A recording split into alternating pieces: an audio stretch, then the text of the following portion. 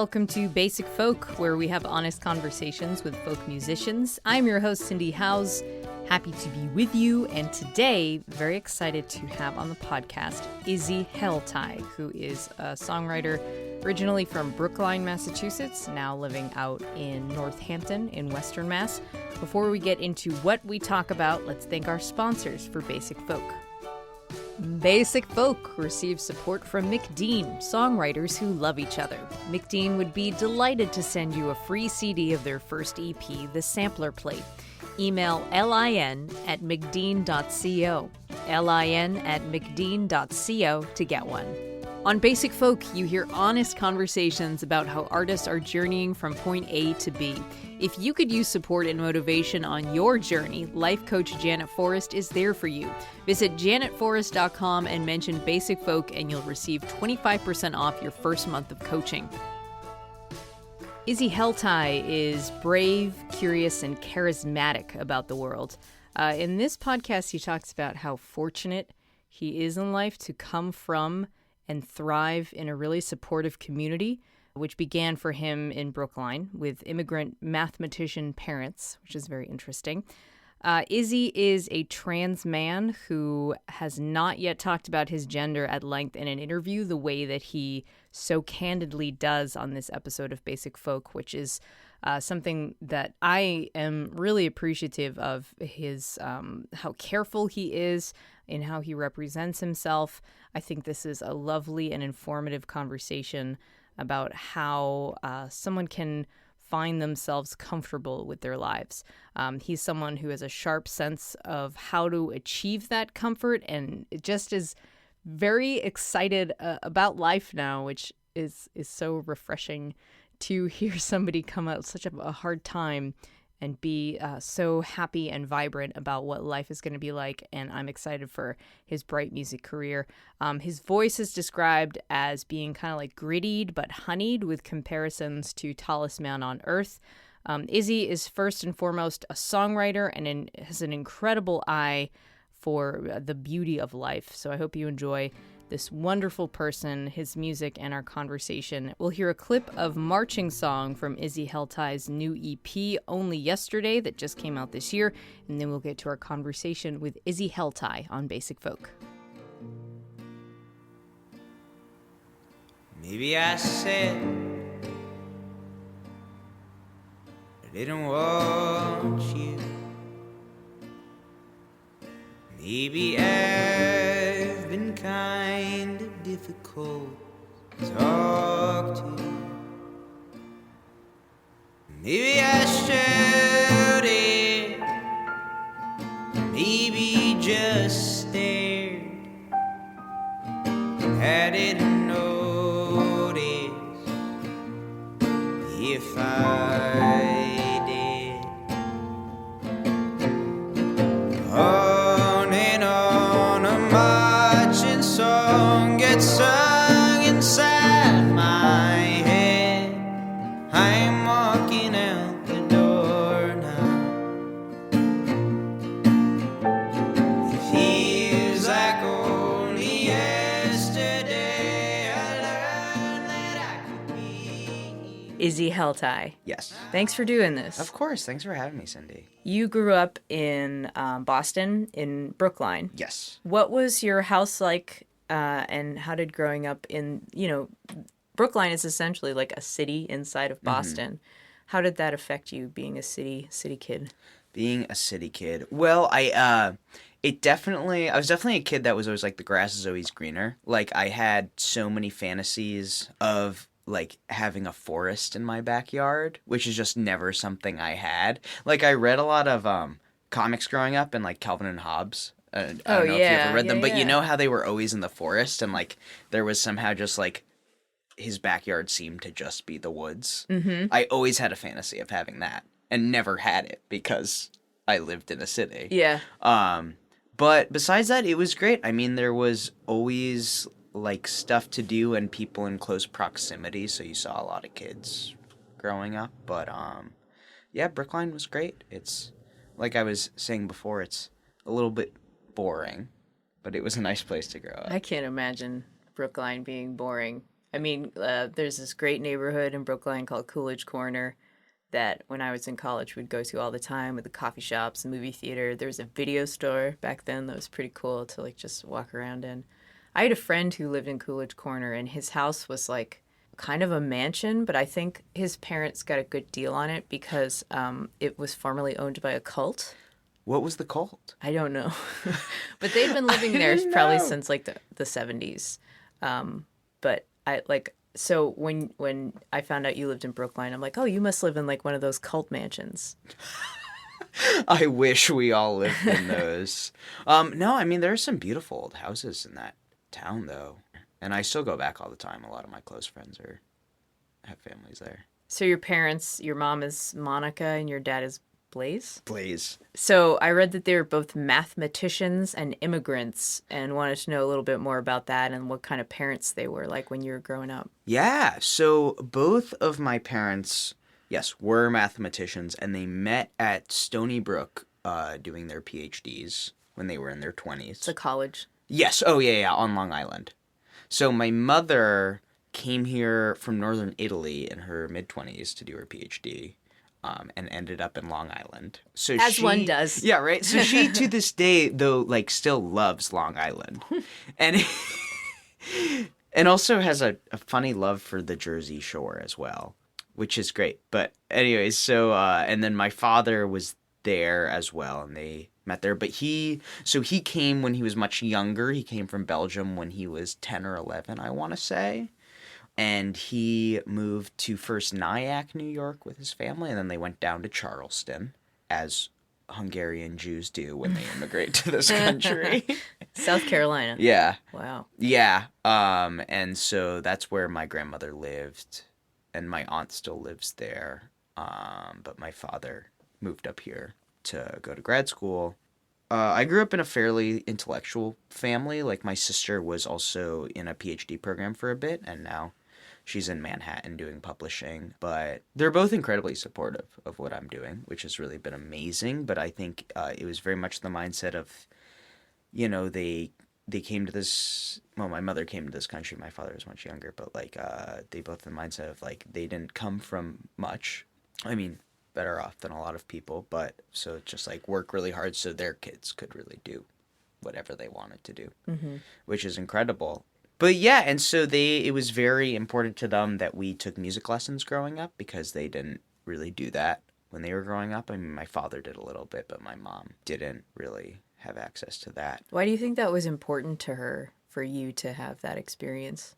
I think it's maybe to have like the option or flexibility just to like have these tools in your suitcase kind of growing up, where it's like you're in art classes or you're in music classes just so you kind of have this creative outlet to expand your mind at that age, even if it's not what you end up wanting to go into.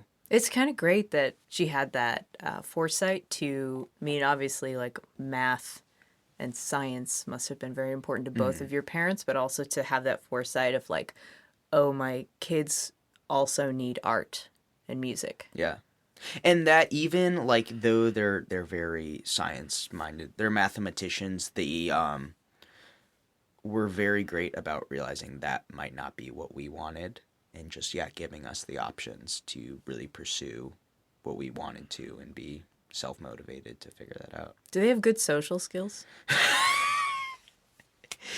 Yes. Well, kind of.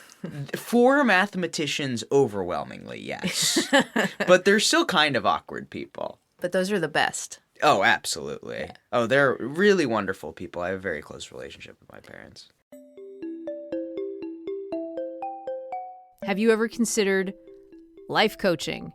It's a thing that is happening, and I've got a great person to recommend to you. Janet Forrest, who you may have heard, sponsored at the beginning and end of Basic Folk. It's coaching by Janet Forrest. You can go to her website, janetforrest.com. Myself, I've done some sessions with her and found that she is a great listener. She is a great person to hold you accountable and help you move forward in your professional life in order to be a happier and more positively functioning person in the workplace. I think that's a very powerful thing. A powerful gift is to be able to work with someone who you can say, like, all of these frustrations are happening with me, and Janet has the tools and the vocabulary to name what's happening to you and help you create a plan to move forward. JanetForrest.com to find out more. Mention Basic Folk, you get 25% off of your sessions. JanetForrest.com.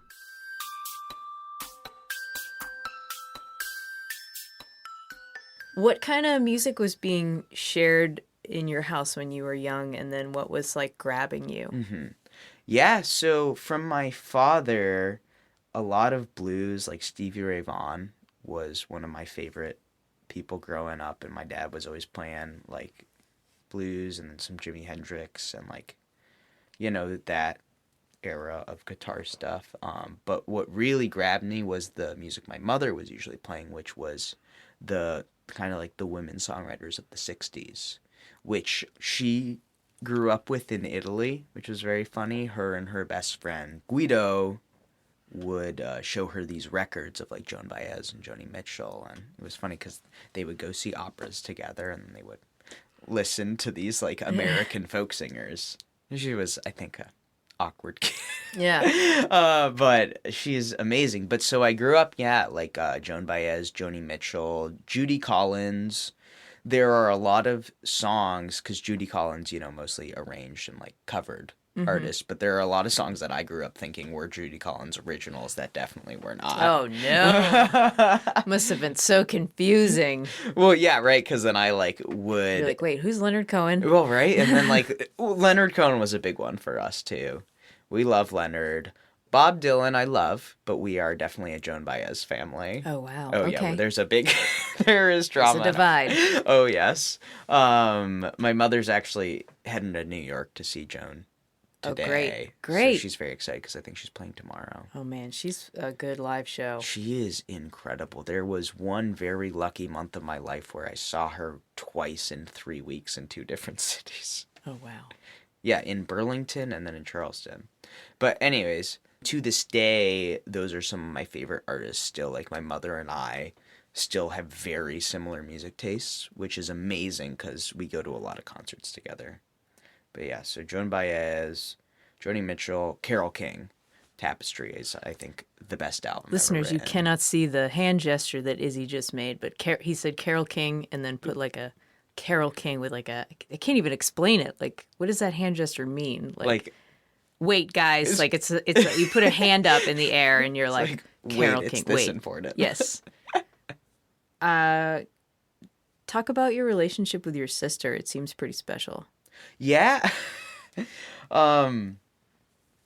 My sister she's just a very incredible kind of powerhouse of a person, and she's the person that definitely kind of like taught me how to listen and ask questions and also how to open up to people. I think there was a very, I think in my teenage years, I was kind of resistant to talking about a lot of things, just because I'm sure stuff we'll touch upon later, but there was a lot going on, and she was very much like, I remember her strategy, and she's expressed this to me, and I always thought it was very funny. She's just like, she was like, you weren't ready to talk about anything, so I was like, I'm just going to tell you about everything. So you have a guide to show you what talking looks like. Oh. So she's like, I'm just going to tell you as much as possible until you feel comfortable to talk.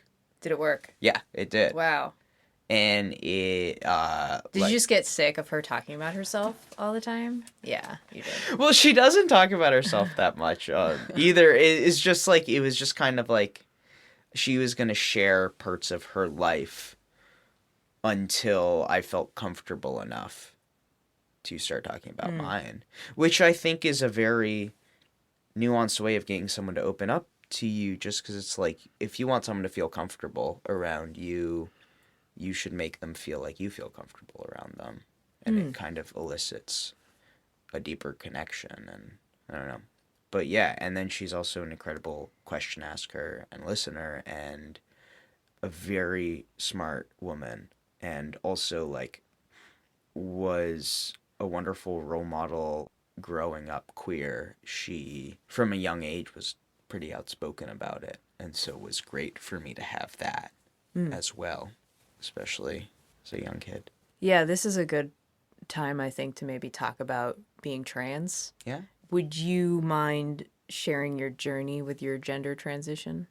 Yeah, I guess I got so lucky in so many ways. I mean, I don't think being transgender in this world we live in is ever going to be easy for someone.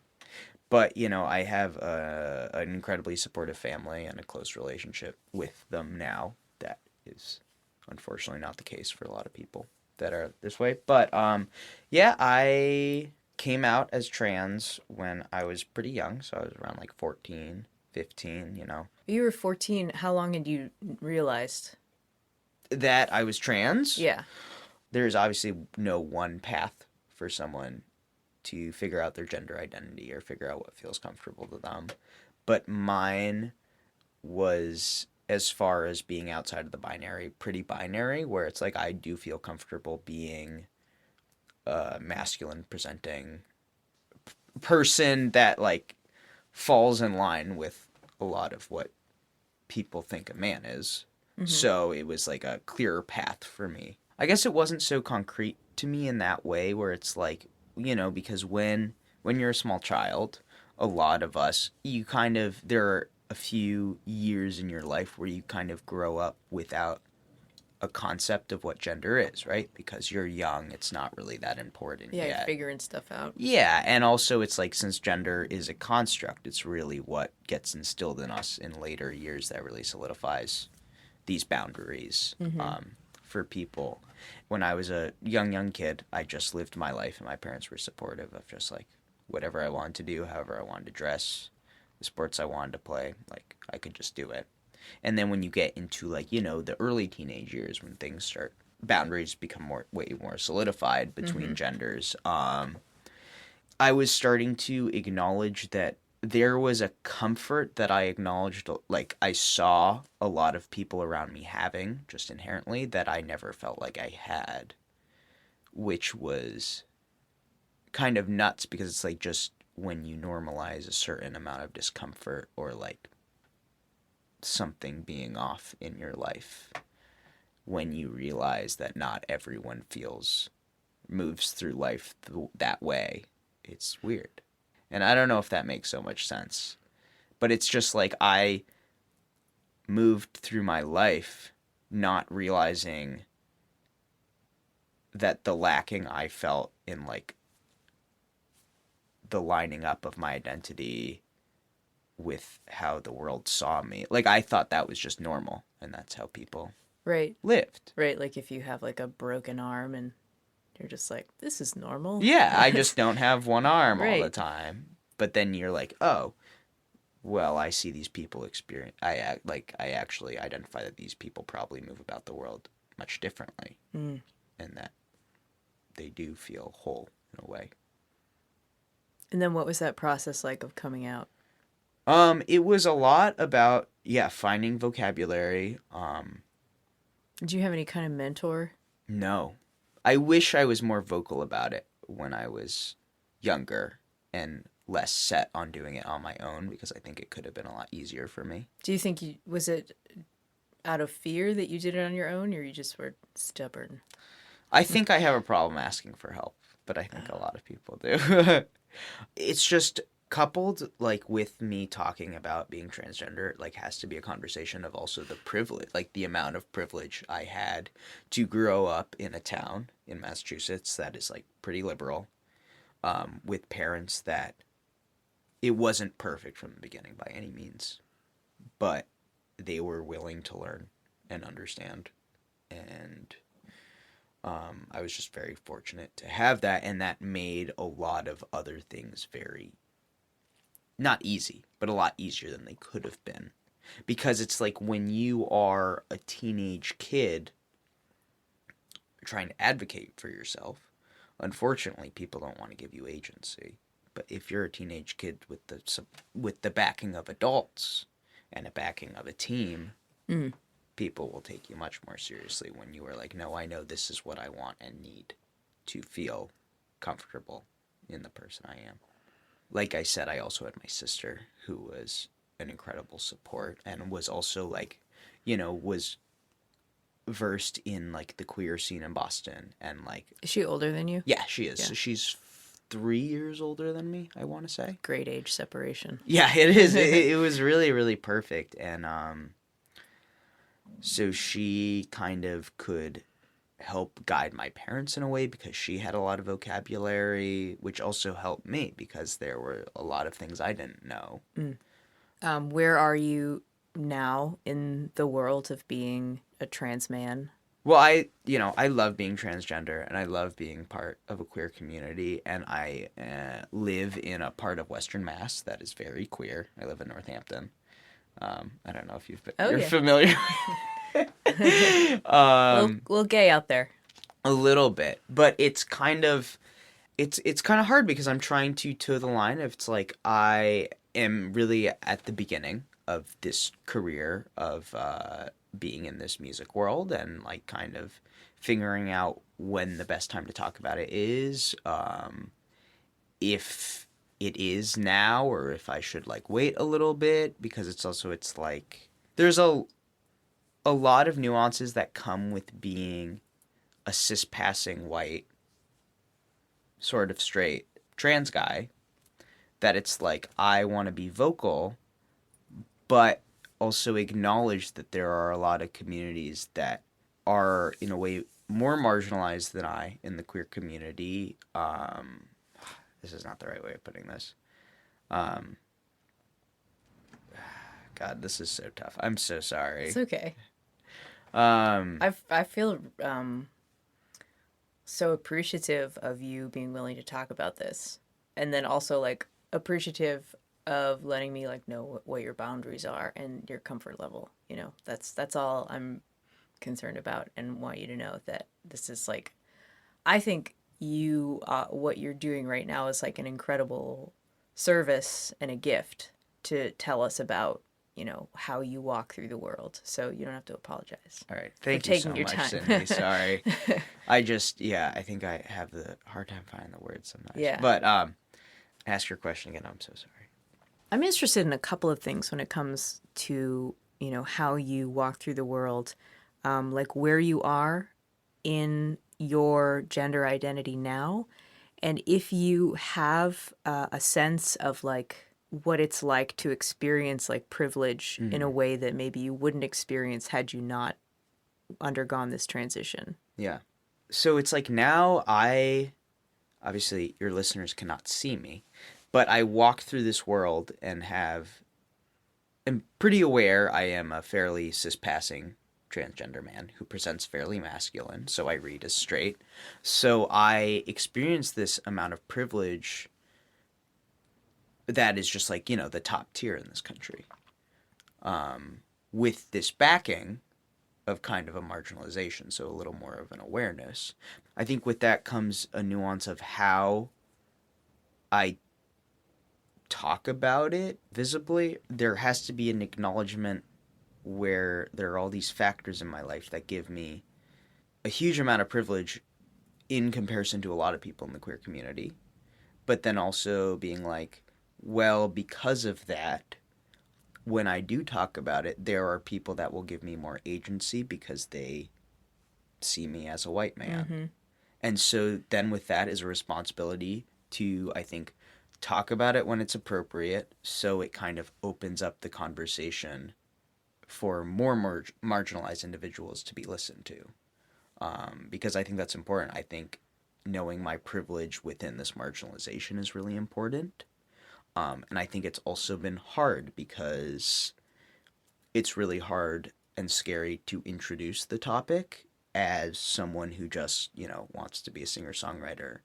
And then it gets more complicated when I'm like, well, then when I start being visible in a more, I guess, transparent and vocal way, what does that mean about my touring life or where I can go safely? Because now I feel safe going everywhere. Yeah. And that is not the case for most people. And right. It's wrapped up in so many things. Yeah. I think people who pass as straight people, like who you don't exactly see the otherness of them. Like, I'm thinking about when I'm with my girlfriend and someone calls us friends. Like, do I correct them because it's important to me that they understand who this person is? Or do I just like let it go because I don't want to like have that conversation with this stranger, and you just never know if you're going to be safe or not. Yeah. No, I agree completely. And it's just because then there's also the juxtaposition where it's like I could say, like, right, I could choose, like, I mean, it's a different situation, but like I could choose to, in cases like that where it could go one way or the other, I'm in a place I don't know if I'd be safe, where I can choose to be vocal about it, you know, because it's like people could not be okay with it, and it could put you or me or anyone in this position in a dangerous position. Mm-hmm. Or there's also what happens to me a lot is people that may not normally be okay with it are okay with it or understand a little more because I am still kind of a palatable version of what they want a man to be. Mm. Where it's like queer people that present outside of a standard binary, like maybe a trans guy that presents less masculine than me or does not pass as cis for whatever reason, because there's a lot of ways to be trans. It's like I also then have that privilege of like people taking me more seriously because I present, even though I'm transgender, still present in a comfortable masculine way. So complicated. It is very complicated, and also has been why, especially so early on in my career, why I'm like pretty hesitant or like don't really talk about it yet, because I'm still really trying to figure out how I want to present it to the world. It's still like, it still is so new to your long, knock on wood, long life. Yeah. What does being a man mean to you? I don't know. It's at this point, it's like I don't know. My gender identity has just taken so much of a back burner to the rest of my life, just because I am so lucky and able to just be comfortable in it every day that I don't have to think about it anymore, right? Because there was a time in my life where it was all I thought about, and just getting day to day was hard and not so apparent if that was going to be the case. Being a man to me, I mean, it's just, I don't know if I have a big answer. It's just how I feel comfortable in the world. Like I said, I have the privilege of not really having to think about it anymore, which, is incredible, and why it's kind of been why I've been so obsessed with just making music my life and like these other passions, because there was a big time in my life that it just felt that everything was out of my hands, and that the only thing I could ever think about was this one facet of my life. And now that I'm out of that, I'm like just so excited I get to pursue other things that I'm like, I'm going to work as hard as I can.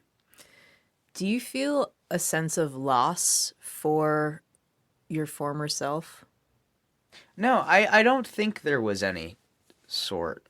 I don't know if I will answer this. I don't know if I want this included in the podcast, though. Just because I don't talk about it offline. Well, just because I don't know. Like I said, just because I'm so not versed in the language of best how to talk about it and haven't figured it out, I can answer for myself, but I think there's like a lot more complications if I don't think through specifically what I'm saying. Like, I don't want to make people feel isolated or like, because I can just speak for my experience. But no, I don't feel lost, because I mean, I'm growing. I got to grow more into myself. It's, I don't know. It's like, because it's right. It's also this thing. It's like, it's not so directly related, but the same sentiment of like, oh, like I was born in the wrong body. I wasn't. Like, I was like, I've been told for years I was in the wrong body, but I'm not. I'm in the body I was born into. I just got to grow into a form that made me feel comfortable. It's just the rest of the world that told me it was wrong. Does that make sense? I don't want to be saying so much mumble jumbly stuff. because I just need to figure out in general how I want this part of my life to manifest itself in my career, which doesn't I'm super happy to talk about it. Yeah, just I guess this is part of like me finding these situations where I do feel comfortable talking about it visibly is part of the process of me figuring out how I want it to manifest itself, I guess. Yeah. And so I'm trying to do it more and more because I want to get used to it. On the other hand, where it's like, I'm sure you know, just like not getting pigeonholed for my marginalization, which is a fear I think any marginalized person experiences. Yeah, like being a woman is a marginalized thing. So, how often do you participate in like women only this or women only that? You know? Right. And then on the other hand of that, me not talking about it also kind of shuts me off from a great community and also opportunities that are held for marginalized people in my situation. And also the opportunity to help somebody else. Exactly. That's huge, I Yeah. think. So let's go back to how you first came to the guitar when you were 12. How did you actually physically get to the guitar and what made you want to play it? Yeah, I think it was like I was playing classical piano up to that point. I was taking lessons with a wonderful Russian teacher who comes to my gigs now, which is very exciting. It's That's like so the cool. highest esteem when like an incredibly technically proficient musician from your childhood is like, you're doing a good thing. Yeah, totally. Anyways, her name is Vera. She's wonderful. So I grew up taking classical piano lessons and hated practicing. I was like a teacher's worst nightmare because I really just wanted to do my own thing. And I always loved being around lessons. I mean, I always loved being around music. And in that way, but I hated practicing what they gave me. So when I was like 12 or 13, I was like kind of your classic rebellious kid. And I'm like, I want to be a rock star. I don't want to play classical music. I want to play the guitar. And so my dad got me those starter electric guitar packs. I started taking music lessons in Brookline with a great teacher who was my teacher until I left the Boston area. It's at the John Payne Music Center, which is right in Brookline. And yeah, it was definitely because I wanted to be a rock star. And the first songs I learned were definitely Green Day songs. And then Wait, which Green Day? which Green Day songs? Dookie, probably, right?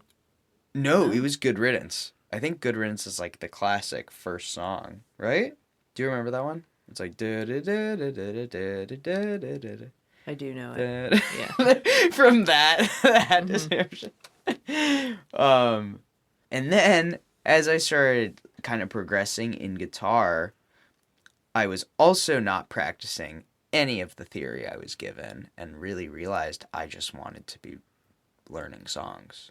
And I had a great teacher who kind of, after the course of a couple years, learned to be flexible with me because I was pretty stubborn. She met you where you were. Yeah, and I just started, he was just like, just bring in the songs you want to learn and we'll learn them. And so then I really just kind of started using these lessons as a catalyst to inform my songwriting and learn just more folk songs because that's all I've ever wanted to do is just songs. Right. I mixed up the gender between your piano teacher and your guitar teacher. Oh, that's totally okay. As we're gender doesn't matter. Is what all of this is really coming to. So you began performing out in high school at open mics. How did you take to performing? Oh, I was not great to begin with. I think if I knew how bad I was, I probably wouldn't have stuck with it. But I guess I just like figured out that I just loved it so much. And I loved writing songs. I've always loved writing songs. I mean, since I was a teenager, I started when I was like 14 or 15. What is it about writing songs? I don't know. I don't think a lot of things come easy to me or second nature. And for some reason, songwriting just always is kind of came. And like wordplay and words have always been really important to me. And I think it's so clever what songwriters are able to do and what you can do with words in the context of putting them to melodies. And so I guess I always just thought it was so cool. And I don't mean to say I was any good, like it was inherent to me as I was like good when I started doing it. I wrote a lot of really bad songs when I was a teenager and also still do. But I guess it is something that felt more comfortable than any other thing in the world. Love that. I love, when you say songwriting felt comfortable to me, and then when we were talking earlier about your gender, how you like felt uncomfortable until you did feel comfortable. So can you talk a little bit more about your relationship with like finding that relief and that comfort in your life? Mm-hmm.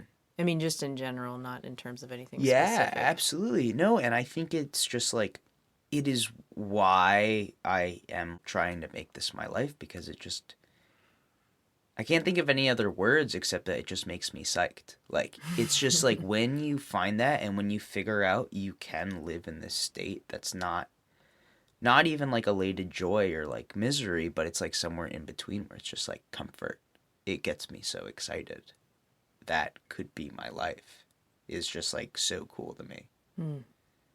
That's great. I just feel like just in having I think a lot of people deny themselves that feeling, and you are somebody who has kind of like gone after it, and maybe your sense of comfort is like a little bit sharper than Mm-hmm. others because you really seems to like follow your follow your arrow, so to speak. So the fact that you have decided to be a songwriter and a performer and to like basically like show everybody what your heart looks like, and that's like just it's like a huge gift to give to people. Your sense of being a human is like sharp, so it's Mm-hmm. perfect, the path that you've chosen just from our Yeah. conversation. There was a large part of my life where it was like I just felt like I had no control in finding that comfort, or that everyone just, I was told by a world what my life was going to be. That it's like when I figured out I could feel that sense of wholeness and comfort, I'm never not going to be proactive about keeping that Mm. or finding more comfort in my And I life. think that's like unusual in humans. Mm-hmm. So you're a good egg. You're you're a good Well, example. thank you, Cindy. Sure. I read that you're fascinated by children's book illustrations and fantasy. If you want to talk a little bit about that and maybe if that plays into your music or your writing. Yeah, I mean, I'm just very much like a story guy. I still read. I love stories. I love children's stories. I just think anything that kind of takes us out of reality that way is like super magical and like so fun. I still read a lot of young adult fiction as well as children's stories and like watch cartoons. I basically am a big kid. And why I like love being a songwriter, it's like you are in a world with some of the best storytellers ever. And it's so cool. Who's the best? Who's the best storyteller? Well, I have a very okay. So some people you've had on your podcast are actually some of my favorite. Like Anais Mitchell is just like one of Where does she come from? one right. Yeah. It's just like such incredible stories, and the wordplay that goes along in those songs is like crafts just such a cool experience. A dear friend of mine, Ben Bedford, is a songwriter out of Central Illinois, but he writes a lot about like historical stuff, and it's very funny because he looks a lot like Abe Lincoln and writes about history. And he's from Illinois. And he's from Springfield, Illinois. Wow. Um, and so he's very funny about being like, I keep trying to get pigeonholed as the Abraham Lincoln guy, but I'm not. It's not working. But yeah, so he writes a lot of kind of historically centered songwriting, concept albums, and very deep stories. And I've just always loved storytellers. Can we talk a bit about mental health? Yeah. On your EP Only Yesterday, you write about your struggle with self worth and depression. And here's a quote from you. It says, I've always had a very tumultuous relationship with my mental health. It goes in waves, and a lot of this record is dealing with your relationship, and often negative relationship to yourself, affecting the way you show up for other people. So, Yeah. what's going on there? I think, like I talked about earlier, a lot of my motivations behind, I think, pursuing this career path so full heartedly or trying to this early on in this stage of my life. It's that I am just excited and like psyched. And it's like, right, when I found that comfort, I was like, I never don't want to be proactive about pursuing what feels good and what is good. So it's like a lot of like dealing with depression and anxiety, and because it goes in waves. And I think anyone with issues with mental health can relate, where the bad is really bad, but when it's good, it can be really good, and it really teaches you to appreciate those moments that are good and live in that good. A lot of these songs come out of those moments that are really good, and then also discuss talking about what it's like knowing this is what the good is when it's not that. So acknowledging that and living in when things feel good, but also being very afraid and knowing that it could switch at any moment. And it's not, it's obviously not always so like staunch like that. Like it's a switch that's flipped, but it's day by day, right? Yeah, for sure. Can you talk about your connection to Western Mass? Yes, I feel like in this interview I've just talked about how excited I am about things because Western Mass, like I am super excited about Western Mass. And I think it's just the fact it's like, yeah, I lived so much of my life not excited about being the person I was, that now I'm like, I get to be excited about all these really cool things. And one of those places, like I just love where I live.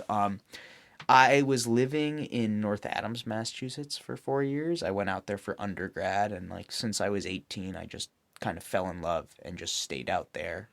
Was it just coincidental that that's where you ended up for school? Yeah, I went to a cheap, small option. And so that was like my criteria. I went to Mass College of Liberal Arts, and that's in the Berkshires, in northern Berkshire County. And yeah, it was a total coincidence. And I just found an incredible community of artists. And it was a lot of people that had graduated from where I went to undergrad before I got there. And so they were just living in town. And a lot of my friends, when I first moved out there, were living in this one big kind of decrepit Victorian house on a street called Quincy Street. And that house still has a lot of people I love living in it. So it was like, I think the first summer I lived out there, there were 8 of us in this house, and I lived in the closet.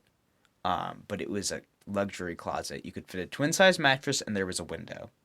Wow. That was my mother's biggest concern. She was like, "But is there? You can live wherever you want, but is there a window?" But anyways, so I moved out there when I was 18 and lived in a closet my first summer out there, and it's fairly cheap to live out there, especially compared to a city.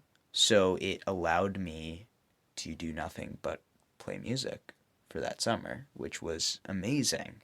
And yeah, I just fell in love with a small town community. Like you said, like I grew up here. I grew up as a city kid, fantasizing always about living in a rural or small town where it's like you walk down the street and you don't have to make any plans because everyone you know is at that one bar. You walk down the street and like you just say hi to most of the people that walk by because you know them. And that's what I got there. And I love it because I just love community a lot. All right, one more question, and then we'll do the lightning round. Oh God. In your bio, it says you live a simple and nomadic life. What does that mean? I think it's to try to make this work for me, especially this early on in my career full time. It's kind of been useful to shed any like expectation of small luxuries. Like it's like hopefully in the next 2 to 3 years can just live in a van and be traveling because that's all I really want to be doing. But as of now, it's like I have an apartment, but I try to spend my summers pretty nomadically, and I've been doing that since I was for Is the it that past you couple summers. try to cultivate a lack of attachment to things? Yeah. Yeah, because it's like really what brings me most pleasure is just being on the road all the time and making those different connections with people and seeking out these situations that you wouldn't necessarily get when you just live in one place all the time. Yeah, I don't know. I don't know. I do have to figure out what that line means more. Because people really like to hold on to the term nomadic. Mm-hmm. But I haven't been able to fully do that for myself yet. In the winters, I'm still very much here. This past year, I've been. But it's like I really try to make my summers up around just traveling. And it's like I sleep in my car most of the time. I like don't really like to worry about sleeping situations. Because I think I generally like to be, especially as a songwriter, like I love being alone on the road. And I like to be independent, so I don't like to rely. I mean, you meet the kindest people when you're out there and like really realize the capacity of generosity humans have. But I like to be kind of self-sustaining and self-contained. Like a cowboy. Like a cowboy. That's cool. Cool. All right, so you can hang out for a second and then we'll come back and do the lightning round. Okay. All right. Sounds good. Okay. Basic Folk is brought to you in part by Tina and Her Pony, a queer duo bringing traditional Appalachian music and vocal harmonies into the 21st century. Visit tinaandherpony.com. Basic Folk is supported financially and emotionally by motivational life coach Janet Forrest. Janet works with individuals with big dreams who need support and accountability to get moving. Visit janetforrest.com to learn more. Mention Basic Folk and you will receive 25% off your first month of coaching. And thanks to WIUP in Indiana, Pennsylvania, which airs Basic Folk 2 p.m. Eastern every Saturday. You can listen on 90.1 if you're in the Indiana, PA area, or at their website, wiupfm.org. All right, you ready for the lightning round? Oh, God, I'm very scared, Cindy. Okay. It's very simple. Okay. Just like one word, one sentence answers. Here we go. Dogs, cats, or something else? Dogs. What is your coffee order? Black. Favorite U.S. city? Chicago. Favorite teacher and why? Oh, her name is Miss Harris. She always sings songs in class, and now I see her sometimes, and she's great. What grade did you have her? 4th grade. 4th grade. And she's also one of those teachers I had, and this has happened a decent amount in my adult career now, where I realize how queer my favorite teachers were. Wonder why. Wonder why. First album you bought with your own money? Oh, can I do first album I was given? Mm-hmm. I was given Revolver, and my sister was given Rubber Soul as her 2 first CDs. And I was really mad at her because Revolver is awesome, but Rubber Soul is the best album ever. Wow. Definitive. What is your dream collaboration? My dream collaboration. Leonard Cohen. It's not possible. That's why it's a dream. Favorite type of white noise? Your face right now. Precious. I have never been asked this question. Jungle noises? Monkeys? Great. Beatles or Rolling Stones? Beatles. Morning person or night owl? Morning. How many stickers are on your guitar case? Oh, I'm a new sticker person, so not that many. I think there are like 6, but I'm trying to build up. For a long time, I didn't think I was a sticker person, but now I'm starting to be. What's your favorite sticker? Oh, I have a Pete Seeger quote on it. I think it's the one about fascists. This machine. Yeah, this machine. Kills fascists. Gibson or Martin or Fender? Martin. Gender reveal or wait to find out? Neither. Gender doesn't exist. Love it. Flying or invisibility? Oh, flying. What would you do? Flying, duh. Right? When you dream about flying, what is your flying process like? Oh, like what? Like when you have flying dreams, like how do you do it? I think it's like you just kind of like, they can't see what I'm doing. Keep wanting to act it out. You almost did like a Rocketeer thing. Yeah, so you like rocket up and then you start gliding. Oh, nice. What about yours? I think it's run and jump. Whoa. See, I didn't even think. I think in my mind, I was just like, no, the way I think about it is just how it happens. So I didn't even think there were other options. What is a random fact I might not know? I had an English bulldog growing up named Winnie. And my father, for my 16th birthday, painted me a portrait of her. Do you still have it? Oh, absolutely. It's so sweet. Star Trek or Star Wars? Star Wars. What's for breakfast? Fruit and cereal. What's the most beautiful place you've ever visited? The town my mother grew up in the Alps. It's called Pergine, or Pergine Valsugano, but it's in the region called Trent. It's in the northeast of Italy, and it used to be Austria-Hungary, and it's just the most breathtaking mountains in the world. Izzy Heltai, you have completed the lightning round. Oh my God, yes. Thank you so much. Anxiety. Yeah. How is your anxiety level? Well, 11 out of 10. This has been really great. I really appreciate it. It's been a privilege to talk to you. Of course. Thanks for having me, Cindy. This means a lot. Izzy Heltai, what a great person. You can find show notes at cindyhouse.net. I will put a link to a video and his latest EP titled Only Yesterday. Just was so wonderful getting to know him during our conversation. And thanks a lot, Izzy, for just being so wonderful. Laura McCarthy produces Basic Folk. Lindsay Myers is our business manager. Alex Stanton of Townspeople did our music. I'm Cindy House, and I host it, Basic Folk, a podcast. Thanks for listening all the way through to the end. You are such a dedicated fan. And while you're at it, if you want to join the Basic Folk Basics Facebook group, please do so.